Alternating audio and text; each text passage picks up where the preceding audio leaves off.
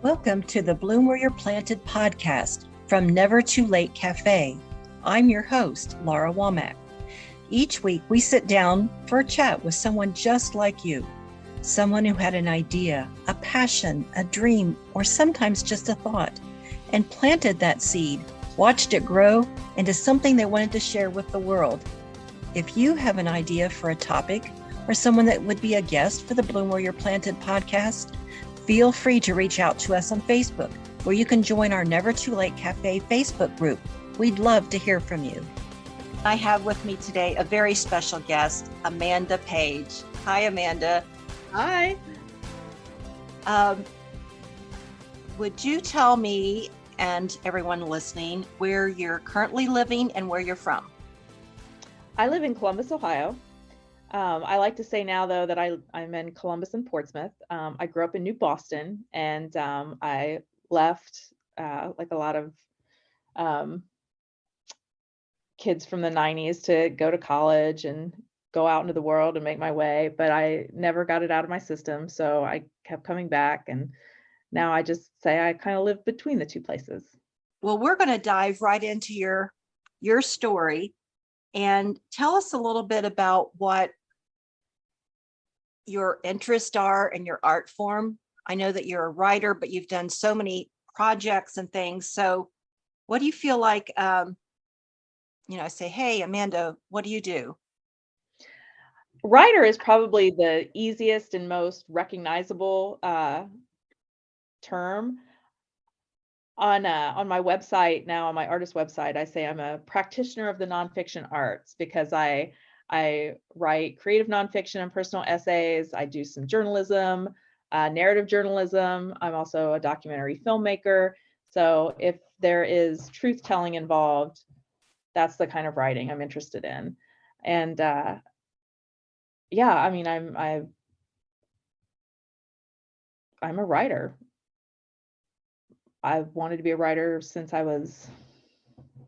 probably gave my grandparents my first poem when I was in like 3rd or 4th grade. And for a long time, yeah, I was always writing in a notebook. I used to buy a new blue notebook every winter, and I would write from my window that looked out over Gallia Street. And yeah, I was trying to be a creative writer. At that time, I was like writing short stories in those notebooks and some poems. And then in high school, I did a senior mentorship down at the Community Common when it was still an independent paper. It wasn't just republishing what's in the Portsmouth Daily Times. And I shadowed a journalist there. And that's where I learned about it was on the flood wall at the time, I believe, but I hadn't really noticed that Portsmouth had a city slogan. But that's where I noticed where Southern hospitality begins, which then oddly started to shape my life. I was really intrigued by it because we weren't Southern, but we were right there at the kind of the gate. You cross the bridge, you're in Kentucky, suddenly you're in the South. And but I didn't really, I kind of toyed with the idea of writing an essay about it or something. I just always had it on my mind. And then I went to college at Ohio University, and I ended up designing my own major, where I took all the core classes of journalism, all the core classes of creative writing, and all the core classes of communications to get really a deeper look at just various kinds of writing, various kinds of nonfiction writing. And then ended up going to graduate school in Alabama. Weirdly, probably because of that, where Southern hospitality begins slogan, I was interested in regional culture, although I couldn't really articulate that at the time. I think I put in my statement of purpose for grad school that like I was ruined by classic rock and certain Southern influences that my dad and my brother at the time were Civil War reenactors. So there was always this like weird Southern presence. Now they were Civil War reenactors, of course, were Battery L out of Portsmouth. So they were, Union. But yeah, it was just this weird kind of what is the South question, and what is Southern hospitality, and how does it begin in Portsmouth? So then I lived in Alabama for a few years and got my Master of Fine Arts in Creative Writing, and immediately moved to Los Angeles out of some weird weird interest in old Hollywood when I was in high school. Like I somewhere between ninth grade and my senior year, I removed like band posters from my walls and put up like 1940s movie stars. It was a very strange interest at the time, I think, but I really loved Turner Classic Movies. So moved to Los Angeles and spent a few years like,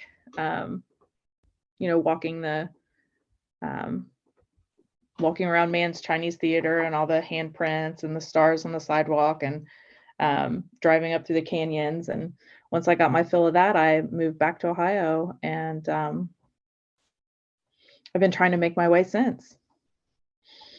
So you started a nonprofit. Can you want to go into detail about how that came about?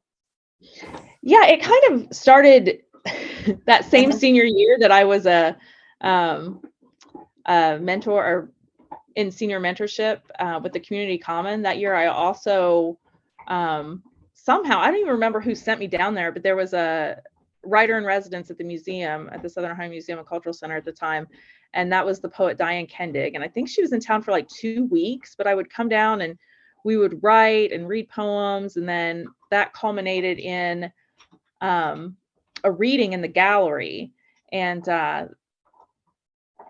don't know, that always stayed with me. It's funny too, that poem was about Portsmouth. It was about the streets of Portsmouth. So in a weird way, like Portsmouth is my oldest muse. And I was really just struck with, working with a poet in a museum, the intersection there of like working artist and gallery art and poetry, that really stayed with me for a long time. And then in 2020, I had been kind of knocking around the idea of a nonprofit in Portsmouth that was focused on literary arts, inspired by that time I'd spent with Diane Kendig. And I had gone to Drew Fite. Drew and Janet Fite had hosted the Recovering Appalachia Symposium at Shawnee State in 2019. And I had mentioned it to Drew Fite. I was like, what do you think of a literary festival in town? He's like, yeah, I think that would be cool. And then the pandemic hit and I was like, well, who knows? Who knows when we'll ever. But then during the pandemic, I watched, like everyone else, I watched to the end of Netflix, and I was hungry for something new to watch. And someone on Twitter had mentioned this movie Moundsville on PBS. And much like, Portsmouth is my oldest muse, like I really like stories of places. And I found it on PBS and I watched it and I started talking about it on Twitter, and John Miller, one of the co-directors, reached out and we started talking, and then he introduced me to David Bernabo, and I was talking to David, and I think in a kind of like group call, I was like, now let's do it for Portsmouth. And then I became a filmmaker. That's how I became a filmmaker. So the name of your nonprofit is? It's Scioto Literary, but we also have a DBA, a Doing Business as Peerless City Productions, because I think there will always be a documentary filmmaking arm of the nonprofit. The mission of Scioto Literary is to support writers and storytellers in the tri-state area. That sounds kind of vague probably, but the plan is to have an internship program. We did have a fellowship program in 2021. And also to have some sort of literary festival or gathering to really focus on Appalachian stories. And then also courses or gatherings that really support people in the creation of their work.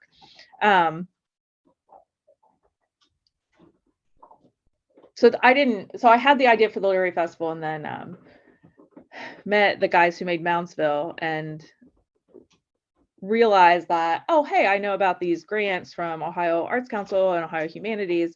And I knew that Ohio Humanities had a planning grant for media production. So I called one of the program officers, and the NE NEH that funds them had just changed their rules, and you couldn't have a fiscal sponsor. You had to have your own nonprofit. So I was like, well, I guess now's the time. And I went ahead and incorporated it. And our first major project was then the documentary Peerless City. Amazing. So you're the founding director, and so let's talk about Peerless City. Yeah. I was able to view that last year at the Fringe Festival. Awesome. And I was like, and then to get to meet you. So that was exciting. So tell us how, I know it weighs very heavily on the slogans of the city. So can you explain how it evolved into a film? Yeah. Well, like I said, I had that strange obsession with the Where Southern Hospitality Begins slogan, which is still the official city slogan. It's still on the letterhead. It's still on the flood wall. It's still on the city websites. And it had shaped my life weirdly. And I had tried for years to write an essay about it, like Where Southern Hospitality Begins. And I would even, like, my friends know the shorthand, like WSHB, because when are you doing your WSHB essay? And I just could not find footing for it. I couldn't find the entry point. I couldn't figure out what I was trying to say. But then when the opportunity came to make a film about Portsmouth, I immediately was like, oh no, I know what I'm doing. I knew enough about screenplays and films to think about 3 acts. And I had already had my eye on the Comeback City nickname that Dale King and Connor Sherman, and I kept hearing it in things and like the New York Times articles. I knew that there was a focus on Comeback City. And then it's so funny that I latched on to Where Southern Hospitality Begins because somehow my little brother latched on to Peerless City. And he was the one that had told me that Portsmouth had been nicknamed Peerless City in the early 1900s. And he had a really strong connection to that nickname. So I just framed it with those 3. I was like, this is going to be a really interesting lens. Because it's funny, when I traveled, I would always make a point too to like, how does the city define itself? What's its nickname? I love, Toledo's slogan is "You will do better in Toledo," and Youngstown has the birthplace of grit. And the way that some of these cities define themselves with nicknames and slogans has always been fascinating to me, definitely from recognizing or learning about Where Southern Hospitality Begins when I was so young. It was just a lens I used to travel. So it was a lens I was going to use to tell the story of the place. So I do know you did a lot of interviews of people, and I now that you've said Peerless, it just popped in my mind. There's a park that's being renamed, isn't it? Mm-hmm. Yeah. Do you think it's because of your film? Or no. I think that it's because, so the 14th Street Community Center is the one that's focused on that park, and they started from a lunch club in the North End that was like the Peerless Lunch Club. Like whatever was happening in the early 1900s in Portsmouth, and Peerless Portsmouth, Peerless City, all these businesses latched onto the name. There was Peerless City Motors and Peerless City Skating Rink and Peerless City Baking Powder. I mean, it was just, I think that it was a real unifying nickname that communicated the pride in the city. So I think that that's, once I learned that it had been a nickname for Portsmouth, like now I see it everywhere. Like it shows up. I think the signage they just put on the Spartan Stadium, I believe now says Peerless Portsmouth too. And I think it's seeing a resurgence. I would love to think that the film has a little, has something to do with that. But I also think, like, I know that in the case of the 14th Street Community Center, like the 14th Street Community Center exists because of a lunch club. I believe I might be butchering that a little bit, but Drew Fight had told me that tidbit that it came from a lunch group. Yeah. Comeback City. For people that are not from here, because this podcast is obviously not just local, but that came about because of issues in the community, the reputation in the community. Not to delve too deep, but that slogan was based on what issues that were going on at the time. Well, not at the time, for a period of time, actually. Yeah, it was really interesting. Like I graduated high school in 93, and every time I would come back, like I probably started to really notice it like 97, 98. And then every time I would come back, like there was another building that had been torn down, another business is closed, and someone else I knew had passed away, either from violence or from the opioid epidemic. So, I mean, Portsmouth was hit hard by the opioid epidemic. There's no way around that. You know, we were ground zero. Those are some nicknames we get to carry if we want, is ground zero for the opioid epidemic and the pill mill capital of America. So I can see, I mean, when I talk about the film, one way that I describe it is it explores the economic and civic rise and decline through the city slogans. So you have Peerless City, obviously it's on the rise. Where Southern Hospitality begins, that came along in the 60s when the city was starting to experience kind of a depression. And then Comeback City comes from, you know, a severe depression that Portsmouth has been through. So yeah, it's really, I mean, one thing I really like about Comeback City is it's talking about making a comeback. And I know it's inspired by stories of an underdog who's not supposed to succeed. You know, Dale King often cites Rocky.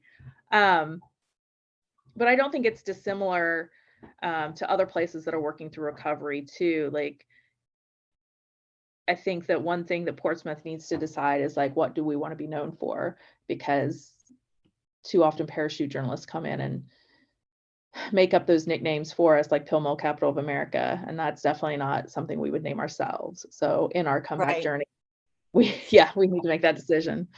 Well, you know, when you think of comeback, though, it's not staying where you were, it's going forward. And that's what I see. People's involvement, projects, and, you know, a mindset that's on the upswing. So that's a good point about at least comeback is that you're coming out of it. You're not still there. Not saying that things are perfect, because I mean, we're not the only city that's been hit by all of those issues. Right. But it's been a very, like you say, resurgence in the positive. So one of the things that really makes me sad is that one of the individuals that was very known for progression and just given his heart out passed away about a year ago. And it was like, oh my goodness, we were just getting started, and he was so I'm sure you're familiar with that story. And from someone that has moved to Columbus, but you're back and forth, what is your perception of what's going to happen now? I think that, I mean, there's still, when I was down there this summer, we have one of those Before I Die, like murals that you can write on, the chalk mural, and someone had taken one whole side of it and wrote, "Jeremy Burnside, you will be missed." And there's still like a hand mask, like you could hold up the handle of his face, taped in a building on 2nd Street. And I just saw something somewhere about like something was done in his name. I think that he will have a legacy that will keep pushing forward. And I think that there is now, I don't want to say a gap to fill, but I think that rather than have the image of the one guy being the city cheerleader, I think it will be, you know, many people doing things with him in mind, like as part of his memory. I mean, his impact is undeniable. But yeah, I mean, he's certainly not the only one to care about the city so deeply. Right. But he really did have an incredible impact. I mean, his care was obvious, and I don't think that's short-lived, or that that will be forgotten. Were you ever a part of any of the events that he planned in Portsmouth, Um, or met him when he was like being the cheerleader? I did meet him. I met him. I went to his renovated church that was his law office to talk to him about the documentary. And we talked a little bit about his book. I didn't know he had written a book, and there were copies there on the desk when you walk in. I didn't know about a book, but it's called Look to the Left. I mean, I guess he's got an interesting story about how he came to Portsmouth and his time in law school. And so he had written a book about that. And but I was wanting to talk to him about some of his buildings that he owned, and he was telling me, he's like, none of this is done out of wealth. I'm up to debt. I'm up to my ears in debt. Like, he took on a lot of risk to make Portsmouth, take on some of those buildings that needed care. And so we talked a lot about that. And then when I left, like, we didn't have a solid plan to I didn't have an appointment with him to do an interview, and I was just texting with him through the few weeks I was down there to film. And because I also wanted to get on the side of his building on Market and Court. There was what was that, Market and Third, the Band Together mural by Charlie Haskins. Oh yes. I wanted to get a shot of that, and there was a dumpster in front of it, because I really wanted Jeremy Burnside talking about his building in front of this Band Together. I thought that was just a really nice juxtaposition, but we never made it happen. So I was familiar. I'd heard stories about him from different people that I was interviewing for the film. A lot of people was like, have you talked to Jeremy Burnside? But they told the story of him getting the last of the people they needed for the Guinness Book of World Records, the most people caroling together. I was a part of that. Oh, you were? Yeah. Yeah, I guess he walked into Patties and Pints and said, I'll buy dinner for everyone here who comes down to this.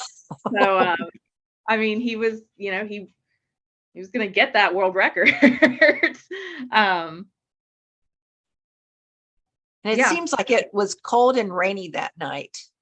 But anyway, I'm just going to put a note in here to say that when I met him at several things, mostly from a distance, but he was with the microphone or the megaphone, and he was talking and telling people the instructions for whatever the process they were going to do, because he did several Guinness Book of World Records. But his smile was like so genuine, and it was, he didn't see anybody as any class or, here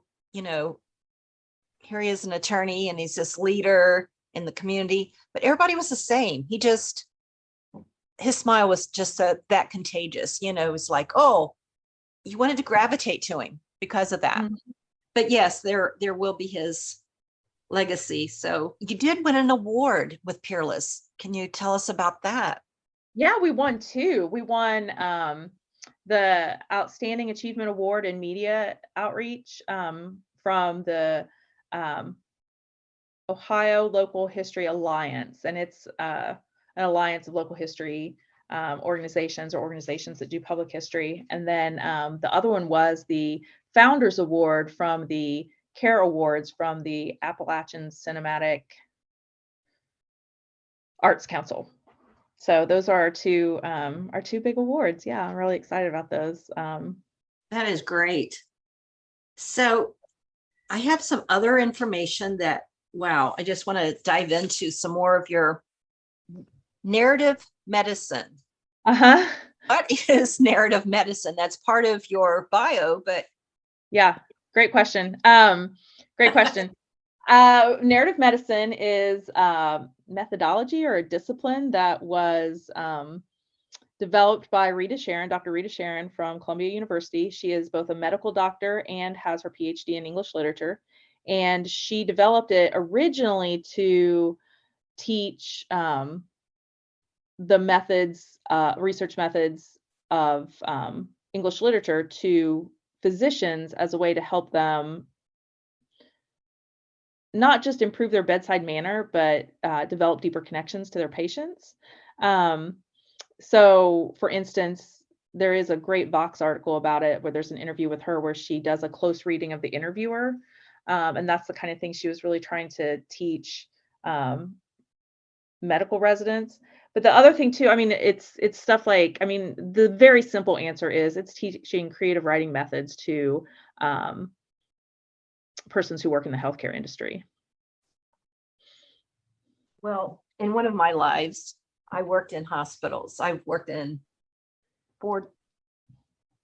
three different hospitals. And that's a much needed focus, I can tell you that. Well, I love to hear that.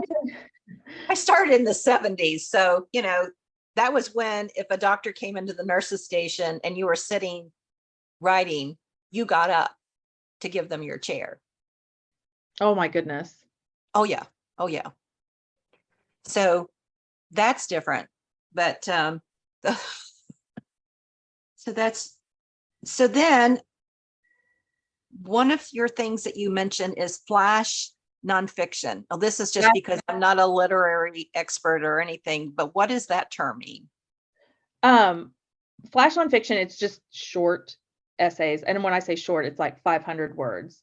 The best examples I think you can find quickly are on Brevity, Brevity Mag, and that's, I think it's brevity.com, brevity.org. And yeah, it's 500 to 750 words of nonfiction. It's just the size of the piece. Can I say something too about narrative medicine? One of the projects of Scioto Literary this year is partnering with the Counseling Center and to run a pilot narrative medicine program there with persons in recovery with some of their clients. So, and then asking them, is this helpful? Really getting feedback from persons in recovery. Like, are these creative writing projects, do they contribute to your recovery in some way? That is amazing. That is amazing. I want to touch on that later. But so what is the Flyover Library? Oh, goodness. That's an old project that I was piloting for the place where I learned about arts grants and the arts grants landscape. I volunteered at an arts organization here in Columbus for many years called Wild Goose Creative. And they're a real eclectic organization. They had a storytelling night. Music would be, music performers would play there. There was an improv group there. It had a gallery. And one thing that we did, there were some old white bookshelves there, like IKEA bookshelves.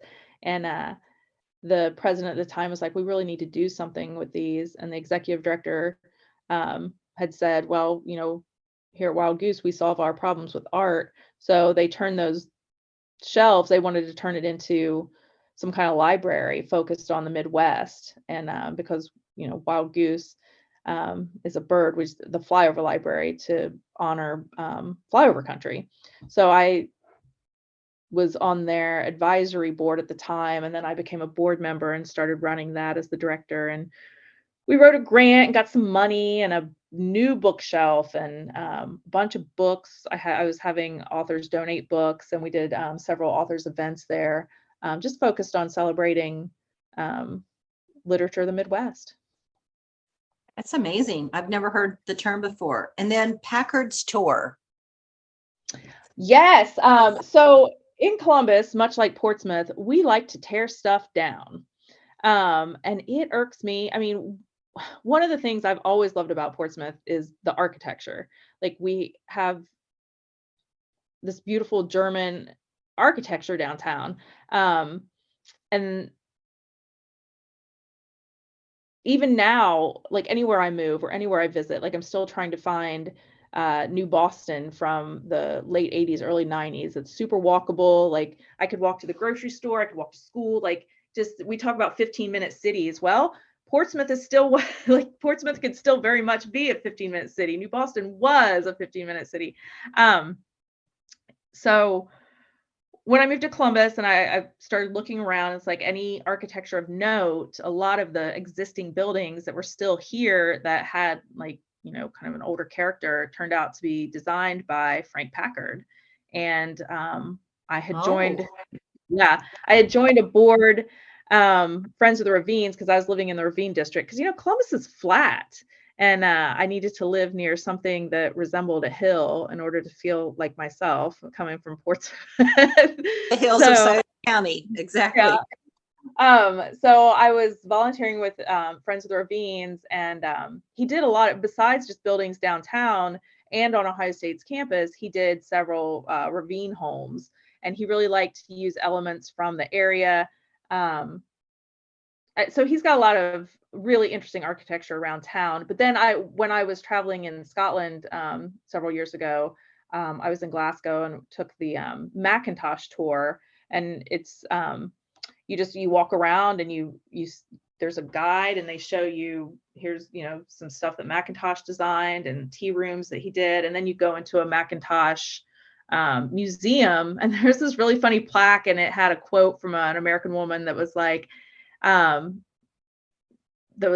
if he'd been in America, he'd have been Frank Lloyd Wright.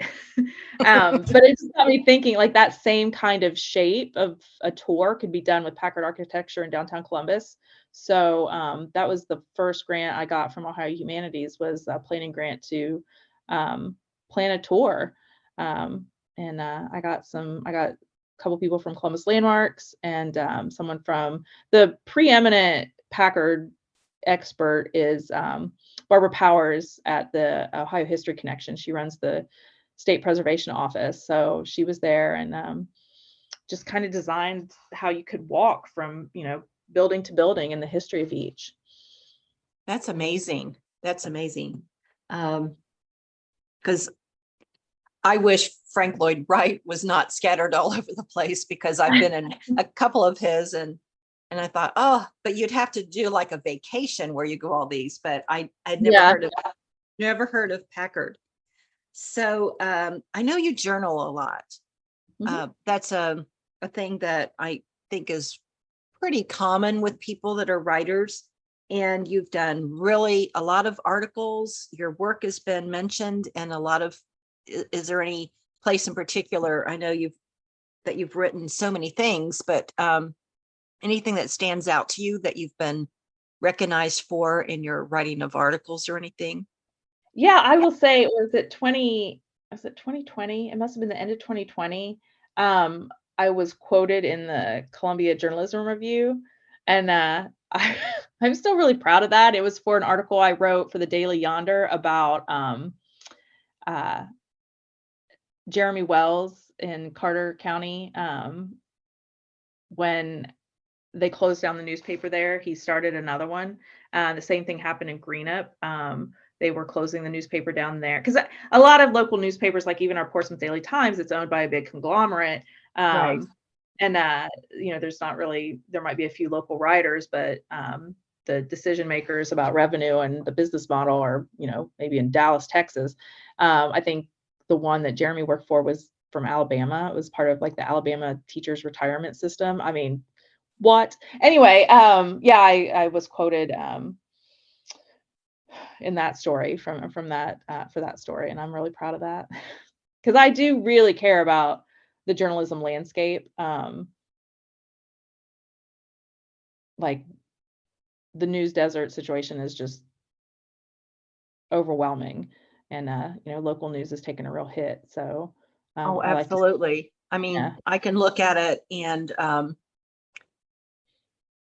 there's very, very little of local news and contribution, and a lot of regional, but you know, there's things happening here that could be, but I'm sure it's because they put all of these papers together. And so they pull articles from different places and fill the pages, you know. Yeah. frankly. So, Yeah, I think there are three in Portsmouth, and none of them have like the resources to have one investigative reporter out there, like, you know, um, holding power accountable, telling truth to power. So, mm.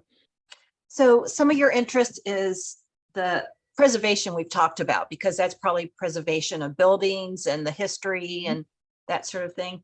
Conservation. Can you talk mhm. about that a little bit? Your interest in that? Yeah, I just don't think that we need to develop every single piece of land or, Mm, that's out there. The studies have shown, and we only have these going back to about 80 years. Well, maybe about 90 years now, I think. The article may be about 10 years old, but studies show that the greener building is the one that already exists rather than building a green building from the floor up. If you restore a building, it's better for the environment using the materials that are already there. Um, and things like we just need more trees. Um, our allergies are bad because cities for so long have been planting only male trees. Like, we need more trees. So a lot of the conservation stuff comes from that. I mean, the pandemic, one of the things responsible for the pandemic is us moving into, cutting down more and more habitat and therefore exposing ourselves to more and more um, zootropic diseases. So I'm, yeah, really passionate about that. Like we can just leave some of it. We don't have to develop all of it. right, right. And then you have a writing group. I know that I'll just say that we met at a Wood Songs group last Mhm. summer, and you talked about a writing group that you were part of, and you did a story about your name. Are you still, did you start the writing group or you're a participant? Well, I've been a part of many writing groups throughout the years. I was inaugural member of one in Los Angeles, the LA Writers Group, and then I had a lovely one here for a few years with other nonfiction writers. I don't know. I kind of only gravitate to writers groups. Um, it's like synchronicity. Like suddenly one will happen when I most need it, and then fall away, and I'm okay until I need another one, and I it'll show up again. So I don't try to force it, and I You said that you were with one in LA for a while. yeah, I found them on Craigslist. This was when Craigslist was still kind of new. And I had just moved out there and I was looking for friends. So I drove out to a woman's house in Glassell Park and found myself an inaugural member of LAWritersGroup.com. It was in the early or well, mid 2000s. So that was they were really growing a web presence and I know it was really good for me because we generated work together through improv exercises, and then we also could bring things for workshop. So Like, yeah, I'm it was working on this. Did you get yeah, feedback and things like that? Okay. yeah, yeah. But then I have been a part of different workshops, throughout the years. Um, and I found that I think it's helpful to be genre specific and work with people who have similar goals and similar publication goals. Mhm. Because I had I was part of and I think we only got together maybe for a year, but I'm still friends with all the girls in it. A workshop here or writers group here in Columbus that it was 5 women with very ambitious writers, and that was really a special group for a while. One has gone on to get her MFA in Chicago. Another one has gone full freelance and has a book coming out in the fall. Another one has a book coming out, I think, this spring. So yeah, I mean, just it's good to match ambitions and topics to some degree. I mean, we Mhm. have a similar political sense, so that helps. Yeah, yeah. Um, well, that's interesting because I've talked to several people this past year about writing groups, and one person was in one that wasn't supportive, and another one, you know, he's been the leader, and within the year he won't be because he's going to relocate. And I mean, he's been the leader for years, so there's a lot of that transition going to happen. So I think what's important is to find out what you get from it. So what did you find? Was it support? Did you bring product and they say, oh, I like this or I don't like that? Or they just, how did it kind of work for you, the flow? I think the ones that have been the most meaningful have been the two things I've really gotten out of it were community and support. And support, not just in reading and commenting on my work, but like enthusiasm for what I'm doing and suggestions for not just how to improve, but how to get it out there or what might grow from it. So those are probably the important things. I think community is a really, I mean, you know, writing is such an isolated act, right? We're alone with our notebooks, we're alone with our thoughts, we're alone with our computers. And I know that I've even benefited from just like showing up in places. It's not a writing group, but there is well, I mean, I guess it is a group. It's a writing group in a different kind of way. We don't evaluate one another's work, but you can just show up and write. It's called Shut Up and Write.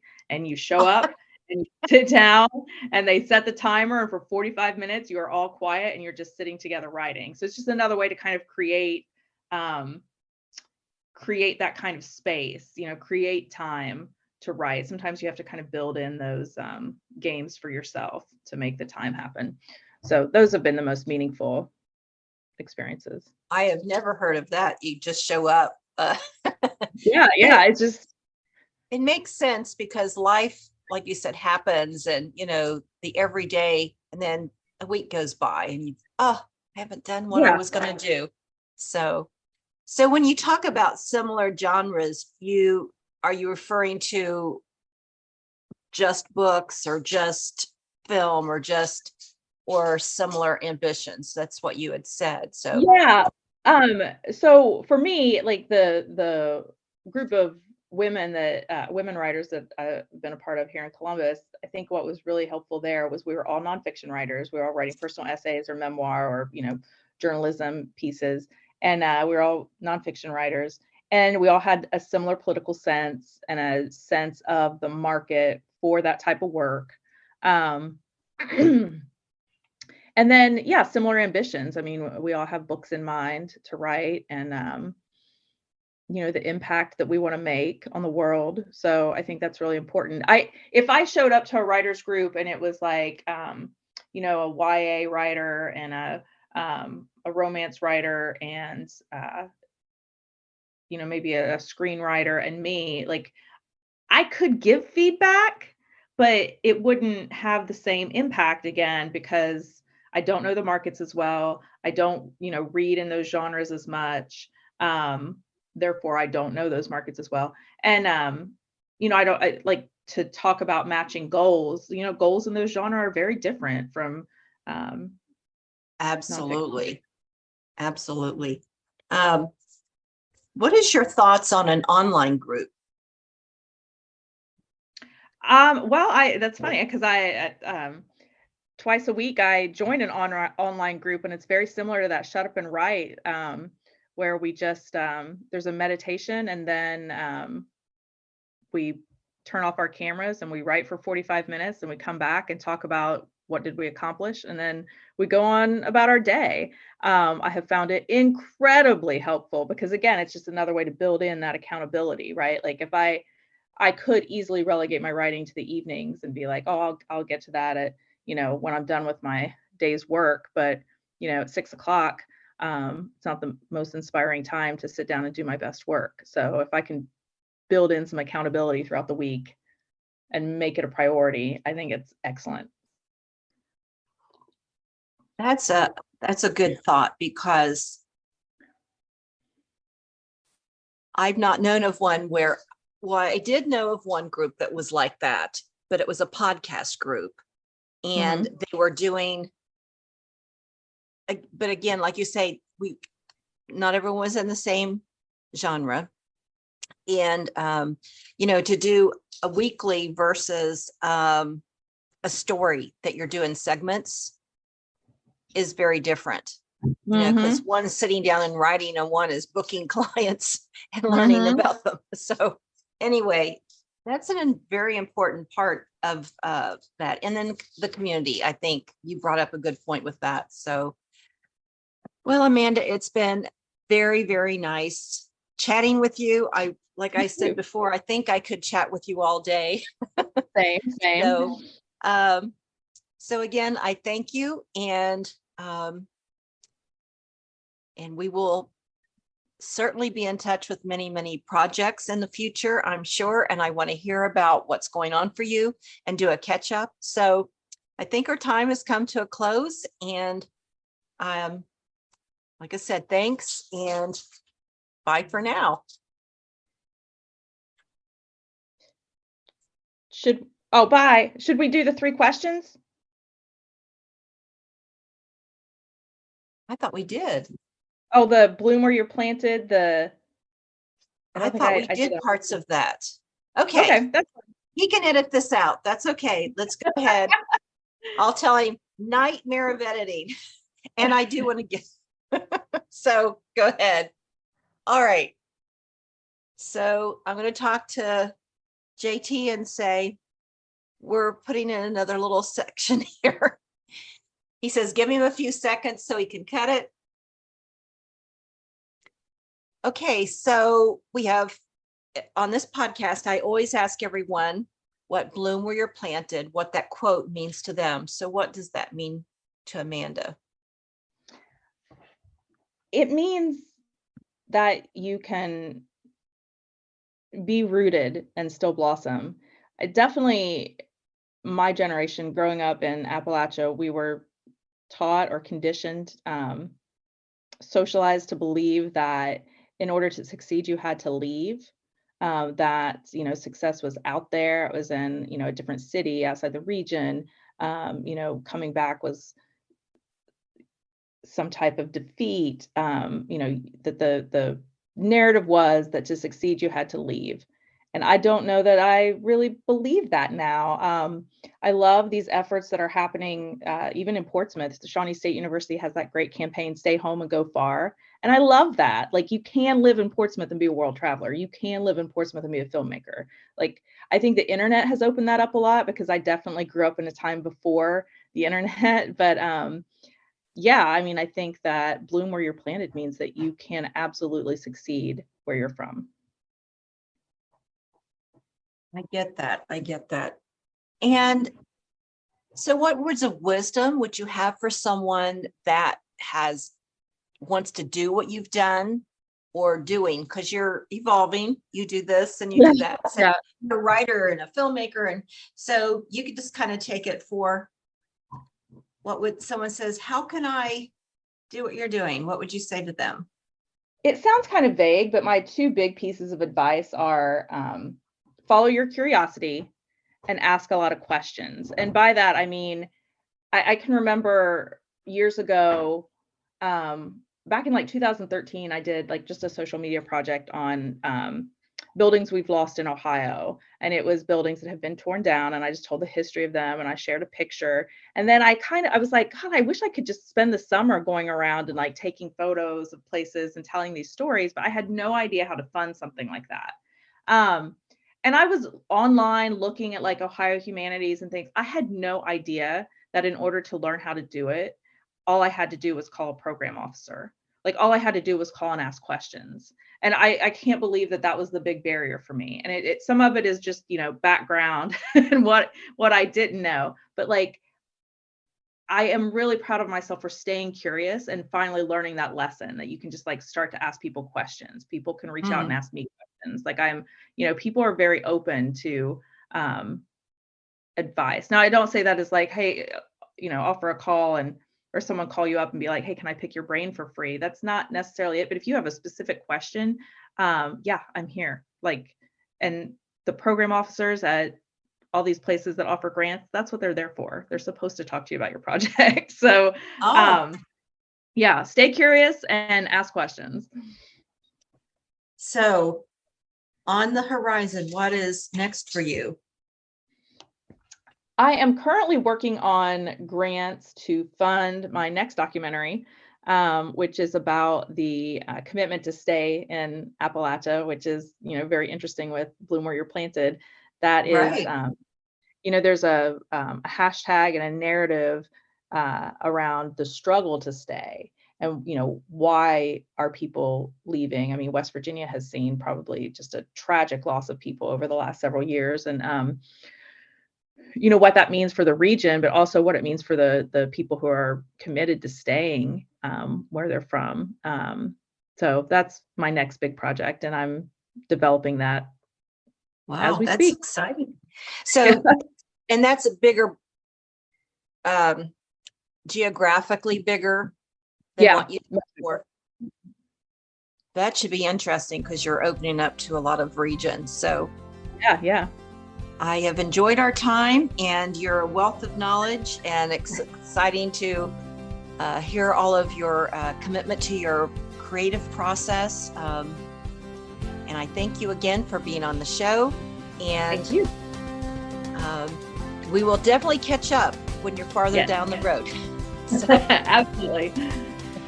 So this is Laura Womack, your host for Bloom Where You're Planted podcast, sponsored by Never Too Late Cafe, saying bye for now. Bye.